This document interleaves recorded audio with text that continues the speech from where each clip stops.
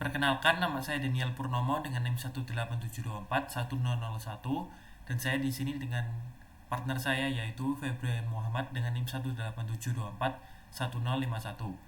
Dan di sini kami akan mempresentasikan mengenai ringkasan artikel ilmiah yaitu perdagangan elektronik pada industri 4.0 dan society 5.0 guna untuk memenuhi nilai mata kuliah pengantar sistem informasi yang diampu oleh Bapak Dr. Rimoljo Hendradi, SSI, MSI.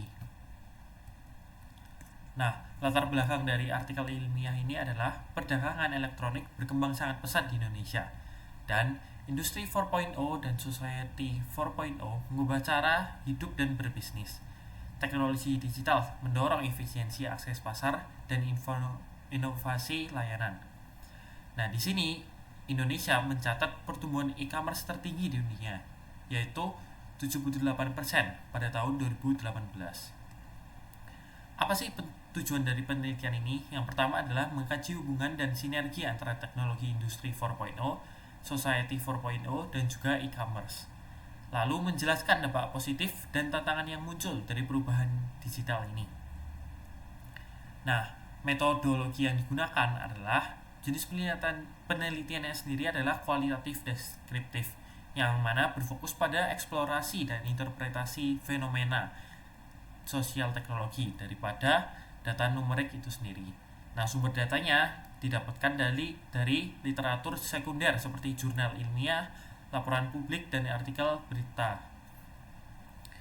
Untuk prosesnya, yang pertama pengumpulan, analisis isi, dan interpretasi data untuk identifikasi hubungan antara e-commerce, industri 4.0, dan juga society 5.0. Nah, konsepnya di sini akan saya jelaskan. Yang pertama e-commerce, yaitu aktivitas jual beli secara daring melalui web dan juga aplikasi.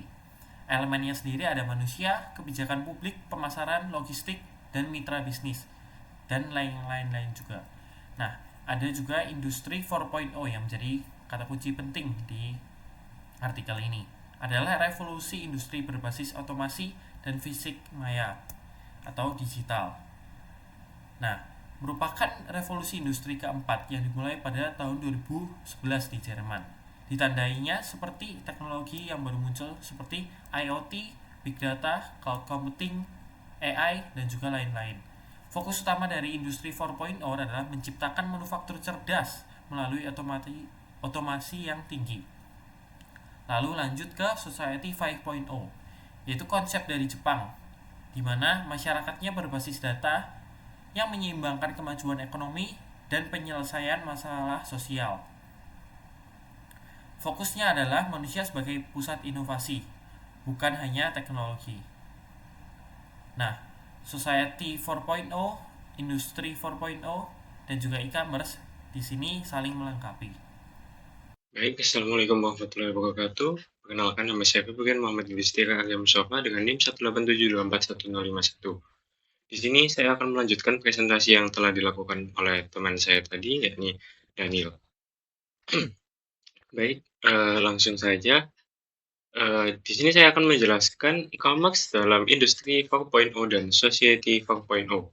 E-commerce beradaptasi dengan perkembangan teknologi di tiap era, di mana pada industri 4.0 ini mengusung digitalisasi pada semua bidang dan keharmonisan dengan kehidupan manusia. Teknologi seperti AI, IoT, Big Data, dan Cloud Computing memperkaya pengalaman pengguna dan efisiensi bisnis. Para pelaku e-commerce tersebut dapat menggunakan teknologi seperti AI dalam menjawab chat konsumen menggunakan chatbot. Lalu ada IoT untuk melakukan pelacakan secara real time, baik seperti paket yang dikirimkan dari penjual ke konsumennya. Lalu gaya hidup digital memicu lonjakan transaksi daring dan permintaan produk.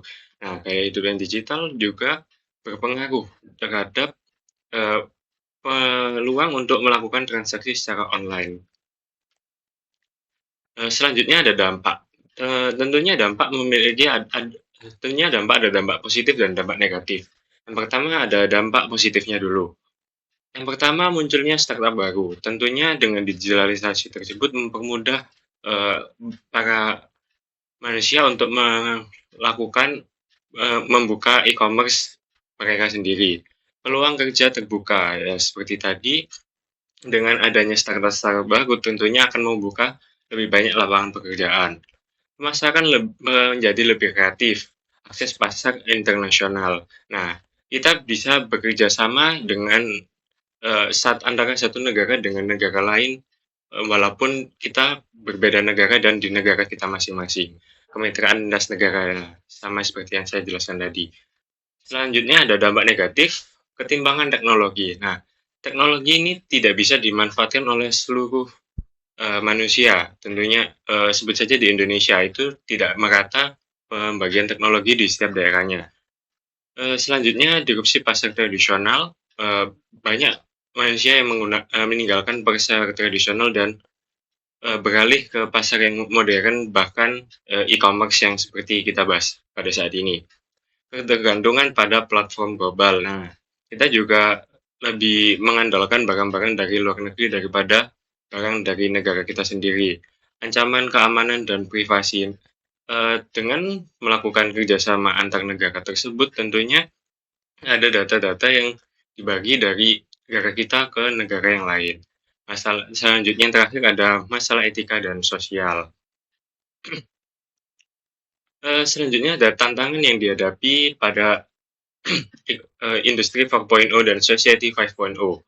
Persaingan bisnis yang semakin ketat. Nah, seperti yang saya jelaskan sebelumnya, bahwa peluang ini membuka banyak kesempatan untuk membuka startup-startup baru sehingga persaingan lebih kompetitif. Selanjutnya, perlindungan data konsumen. Nah, seperti yang saya jelaskan tadi juga, bahwa data-data dari konsumen itu sangat penting untuk dilindungi. Aturan perpajakan digital, infrastruktur digital, dan kebijakan pemerintah. Tentunya kebijakan pemerintah harus mendukung dan melindungi kita sebagai konsumennya untuk agar data-data kita aman dan membuat peraturan agar persaingan menjadi lebih sehat antara satu individu dengan individu yang lainnya. Baik, yang terakhir ada kesimpulan. Society 5.0 sebagai evolusi industri 4.0. Jika industri 4.0 menekankan otomatisasi dan efisiensi, Society 5.0 menempatkan manusia sebagai pusat inovasi untuk menciptakan kehidupan yang lebih baik dengan teknologi. Pertumbuhan e-commerce yang pesat didorong oleh adopsi teknologi baru seperti yang tadi saya sebutkan, ada IoT, AI, Big Data, dan lain sebagainya, perubahan gaya hidup, dan digitalisasi layanan. Integrasi antara e-commerce, Industri 4.0, dan Society 5.0 menghasilkan sistem perdagangan modern yang lebih efisien secara teknologi, inklusif secara sosial, dan berdaya saing secara global.